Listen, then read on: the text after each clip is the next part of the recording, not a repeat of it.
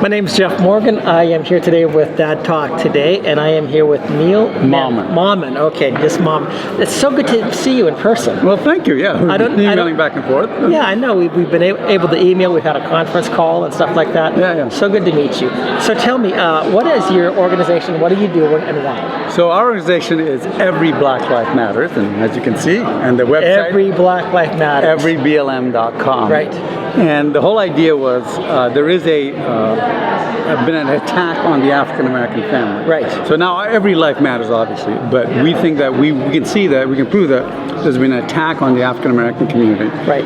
In fact, I'm betting that if you go back to the 1930s, the fatherlessness in African American communities is about 18%. Yes, it's very minimal. Today, after a focus, and that stayed that much even, and that was the height of racism and KKK and all the worst parts of American history. Right.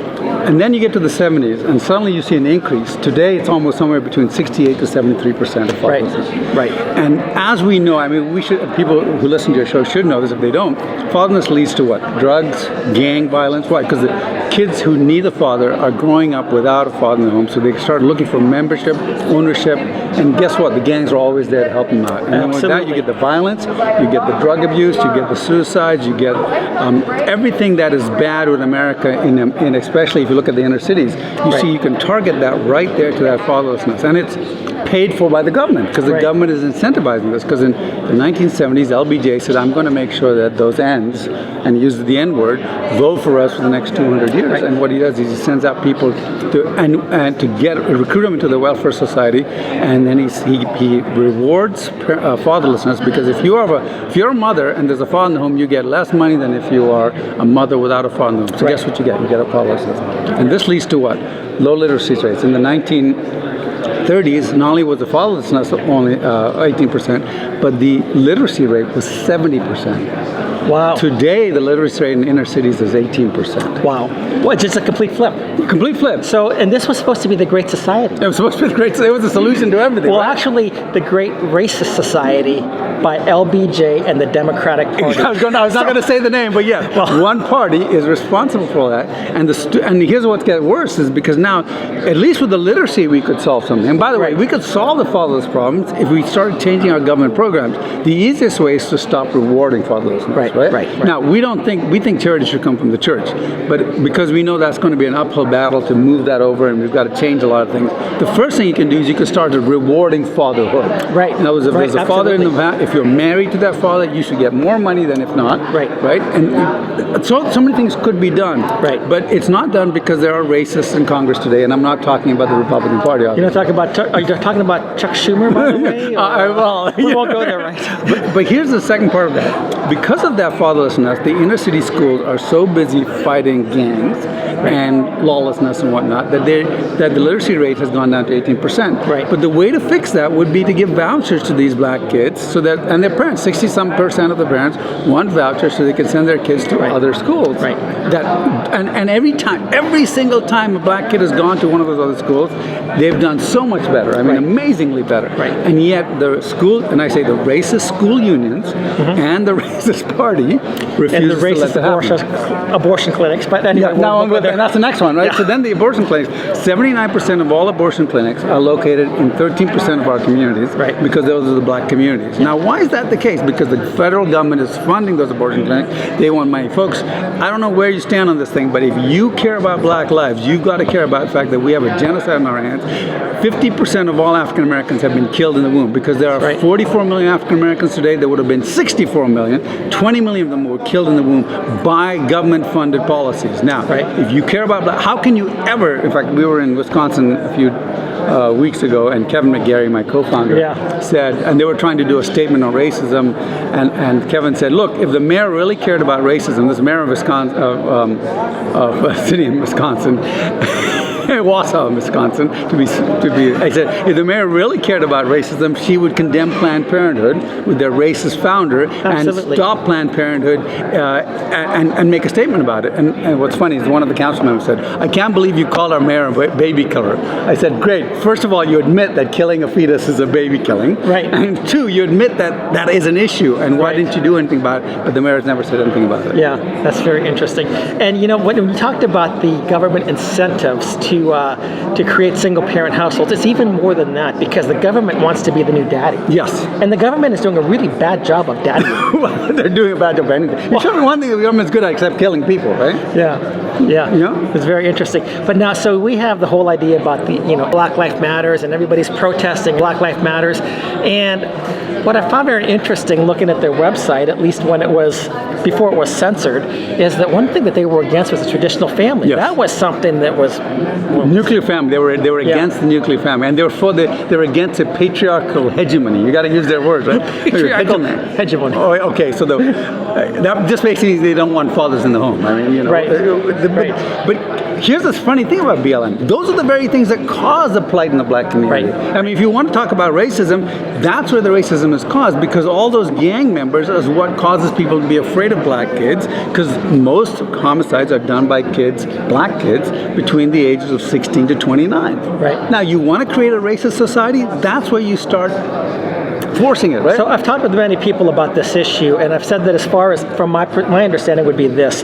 There is a rage among a lot of the black children, but the rage is being misdirected. The rage is that they're coming from broken families. Yes. The rage is, daddy, where's my daddy? Yes. I don't know who my daddy is. And I don't have that father figure. But there's also the bravado, the machoism that I've got to preserve.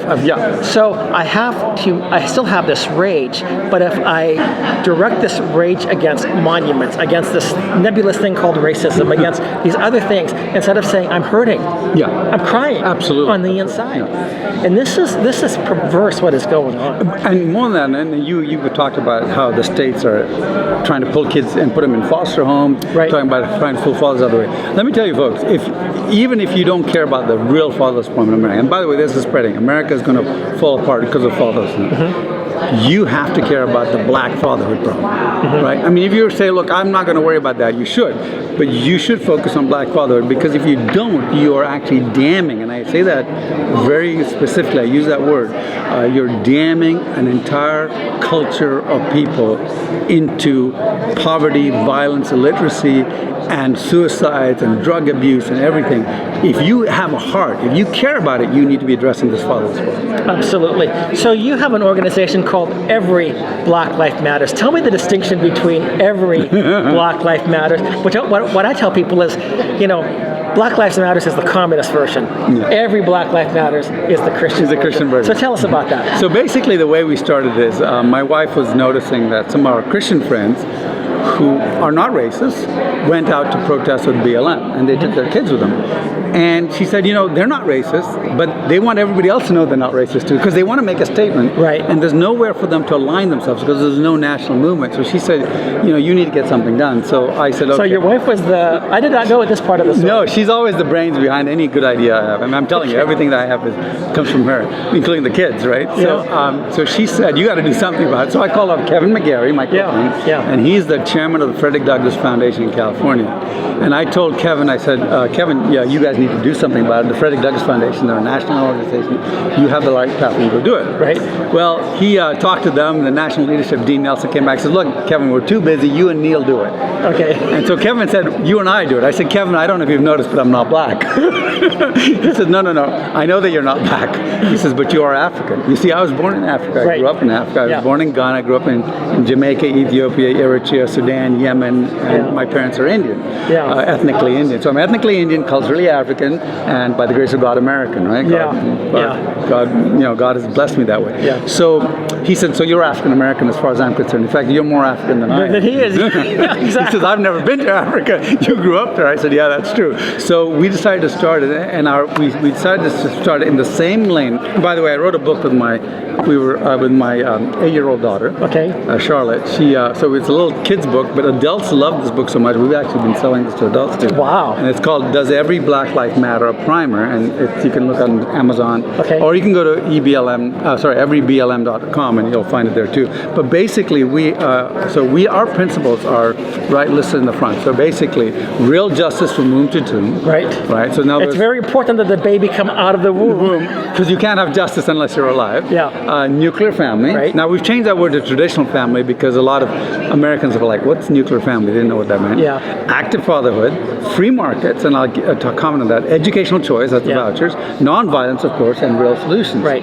Now let me talk about free markets. Back in the 1930s, against height of racism, black families, if you went downtown, you'd see all these fathers around their kids. Right. The men were working. There was a high employment rate. Why? Because they would go to these racist business owners and they'd say, "Look, I'd work for half the price of the white man." Yeah. So even though you're a racist, you wanted to make money, so you would hire these black men. Yeah. And they were doing well. They were developing skills and starting their own business. Yeah. Well, the racists, the KKK, and the Democrat Party and the unionists saw this and said, "We can't let this happen. We're losing jobs to black people. Yes. We have to come up with a minimum wage. Exactly. I'm glad you talked about this. We talk about all that in here. Yeah. And guess what? That's another way to get to bring the father out of the home, right? Right. Your minimum wage. So guess what? Now the black people, their unemployment went up. Why? Because a racist isn't going to hire you if he has to pay the same amount of money. Same amount of money. Right? And so this now extends to today. The minimum wage is one of the most racist things around because these kids go to these come out with low literacy rates. They can't get a job.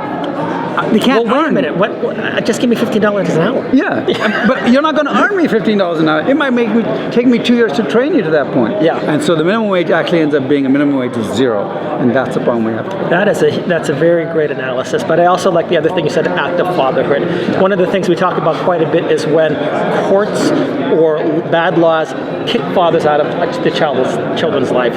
No matter which community it happens, it's a tragedy. But it is especially targeted against the black community as well. Yeah, absolutely. And so if you care, you should care about Title 40. Go look it up. You need to stop this. You need to be working with Congress to stop this. By the way, folks, we need to be the government. We need to be involved in our schools. We need to be involved at all levels of government. You need to change it. And we have these folks over visiting us. Go to vac.org. We're having a conference on August 14th. vac.org, and you can register. It's in San Jose. We'll be live streaming it too. But we want you guys to join us and listen to Eric and you and Melissa, a bunch of other people. So we want to invite you to that. Well, thank you so much. And Neil, one other question here: if people want to either get in touch with you, learn more about Every Black Life Matters, the distinctions, how do they follow you? How do they find out? Come to everyblm.com, or everyblm.org. Either will work. And we crave your donations. We crave your support. We crave you getting our t-shirts, wearing around, explaining our mission to people. But most of all, we crave your prayers because I think that's fundamental. And this is also something that churches should be involved in? Every church. We will do critical race theory. We'll come to you. We'll come to your church. We'll train your pastors. We'll train your people. We'll train your corporations. We've done it for cities. We've been talking to multiple cities. We've gone in and done training. And so we want to be able to do that for you too. God bless you. Thank you so much. Neil, it's so good to see you and meet you in person. Thank you very much. And we will be right back. Thank you.